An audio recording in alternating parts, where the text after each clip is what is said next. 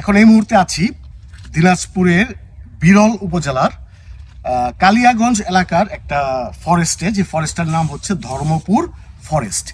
এই ফরেস্টে অদ্ভুত অদ্ভুত জিনিস দেখছি। কিছুক্ষণ আগে একটা ভিডিও দেখছেন আপনারা, ওইটার ভিতরে পেঁচানো পেঁচানো শাল গাছ অ্যাকচুয়ালি গজারি গাছ দেখছি।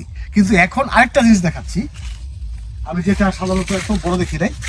এই যে এইগুলি অ্যাকচুয়ালি খাস বাংলায় শুদ্ধ ভাষায় বলে পুলি পোকা বা উই পোকার ডিভি। এটা হচ্ছে বইয়ের ভাষায় উই পোকার ডিভি, কিন্তু আমাদের গাজীপুরের ভাষায়, ঢাকার ভাষায় আমরা বলি উলুর তুফা। আর দিনাজপুরের এলাকার লোকেরা এটাকে বলে উড়ি পোকা। উড়ি রস্যু উ বৈষ্ণব শিকারী উড়ি পোকা। তো অদ্ভুত, মানে আসলে প্রত্যন্ত অঞ্চল না ঘুরলে এই জিনিসগুলির সাথে আপনি পরিচিত হতে পারবেন না। অস্থির একটা পরিবেশ। এগুলিও তো আল্লাহ পাকের এগুলিও একটা কুদরত, মানে একটা পোকা এই জিনিসটা তৈরি করছে। তো দেখতে ভালো লাগতেছে না?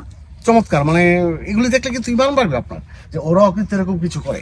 আবার অনেকে বলতে পারেন গাছের গোড়া, না, হয়তো গাছ ভেঙে গেছে, গাছের গোড়ার থেকেই পরজীবী হিসাবে উড়ি পোকা, উলুর তোফা বা উই পোকা যাই বলেন এই ডিবিগুলি বানায়। যাক, ভিডিওটা দেখবেন, আশা করি লাইক শেয়ার কমেন্ট করবেন। আজকে এই পর্যন্তই, আল্লাহ হাফিজ।